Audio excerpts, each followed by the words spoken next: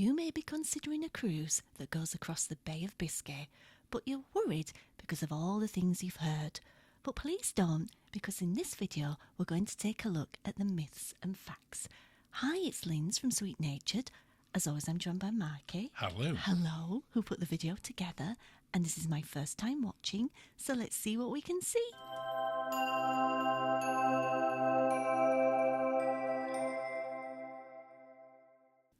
Well, as you said on the introduction, Linz, today we're going to be taking a look at cruising across the Bay of Biscay and northern Spain. Yes.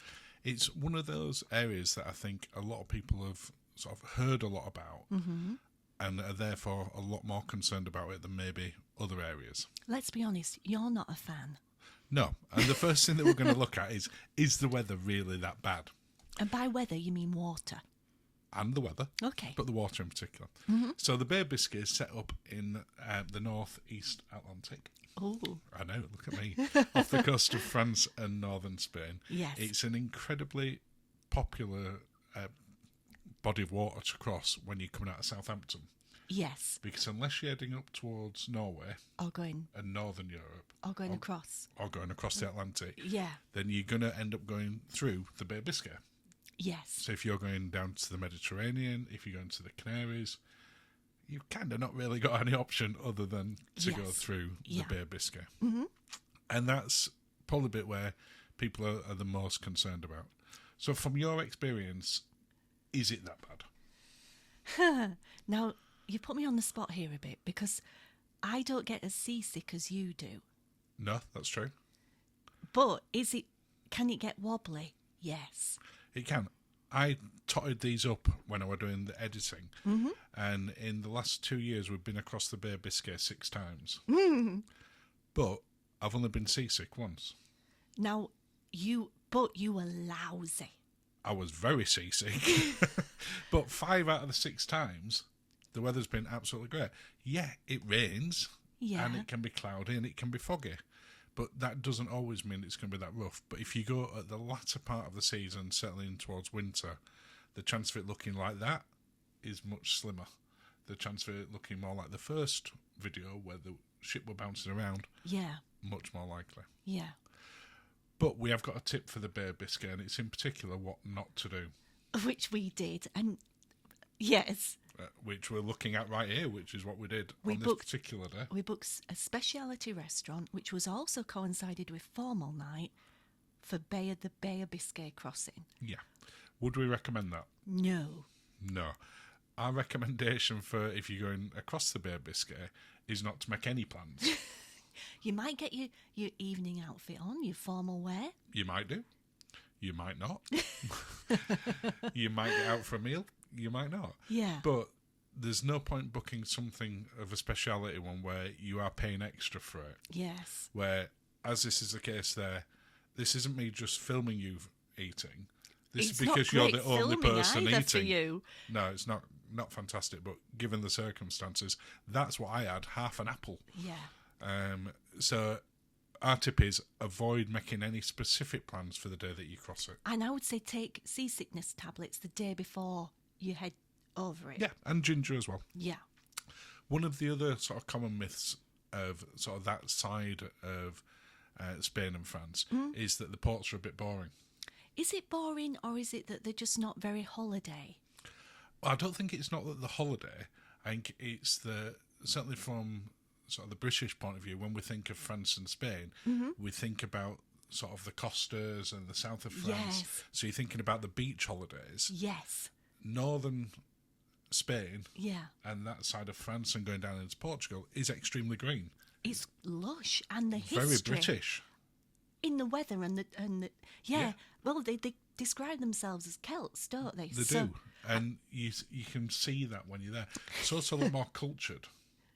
In respect of the history and the art and everything like that. Yeah, I was meaning in terms of the activities that tend to be on. It's not lounging around on a beach day. No. You'll go to a museum, you'll go to an event, you'll go walk through a park, an art gallery such as the Guggenheim in Bilbao. There is an awful lot to do, but it's a very different experience to going to Alicante or Malaga or Ibiza. Yeah. So as long as you've got that in mind, it's not boring at all, and the ports are fantastic. Oh, I love them. Absolutely love them. Now, which cruise lines go there?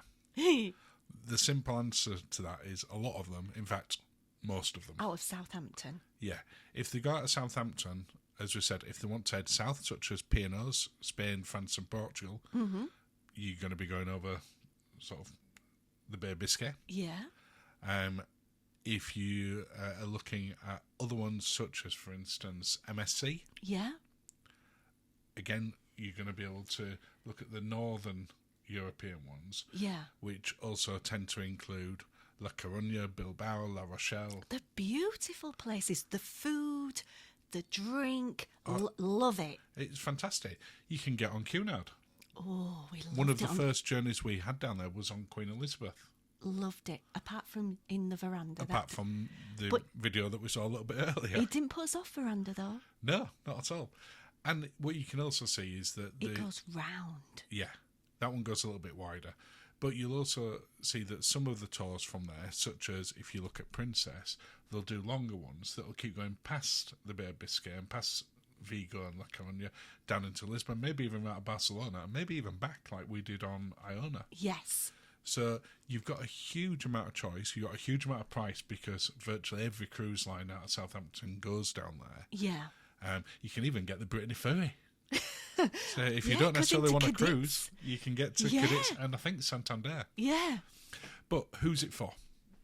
Again, there's this sort of belief, because that area isn't the beach side, that it tends to be the older generation. Mm-hmm. From our experience, I think it was pretty multi-generational. yeah, absolutely. I think depending which ship you go on is the biggest difference. Yes. If you go on Cunard, expect it to be a little bit older. If you go on Princess or MSC, expect it to be younger. Mm-hmm. But it is for everybody. I would say so, especially if you want to, like you say, do different types of activities and excursions. I don't look happy with my Negroni there. I think it's more that you're hungry and waiting for the food to be delivered. I think that's probably right. That seems probably much right. more likely. But I'd say you then look at ones like MSC, which are much more party ship. Mm-hmm. They will tend to be pointing to a younger crowd, but as you can see in there, you got everyone else on that. Yeah. But is it a one and done? No, not at all. No, and to the extent for us, our first official group cruise that we're doing in 2025 on Independence of the Seas is doing this area. But with Bordeaux, am I right? Bordeaux. No, I don't think so. Oh, It's Le Havre. I thought there was wine. I don't think there's wine. We don't go that far around there. But if you do want to find out more about I need that to one, find out more. such as Lindsay, then go to sweetnature.com, have a look on that. I'm just double checking now. No, Le Havre, Bilbao, La Coruña, Vigo, and back to Southampton. What? Don't know why you thought we were going to Bordeaux. Oh, That's not on that itinerary. I'm beginning to think it's an illness. I don't know where I'm You're not going. great at remembering the destinations, are you? No. You're good when we get there. Yes. But no, as I say, we picked it for our first group cruise because it's a great area to go to, and it's wide open in terms of what to do. There's definitely a lot of drink though, and a lot of food. It's a very drink, food focused part of the world. Friendly. Yeah, which we're a big fan of that. And that brings us to the end of the video, Linz. Well, we hope we've helped. Cheers, darling. Thanks for watching and have a lovely day.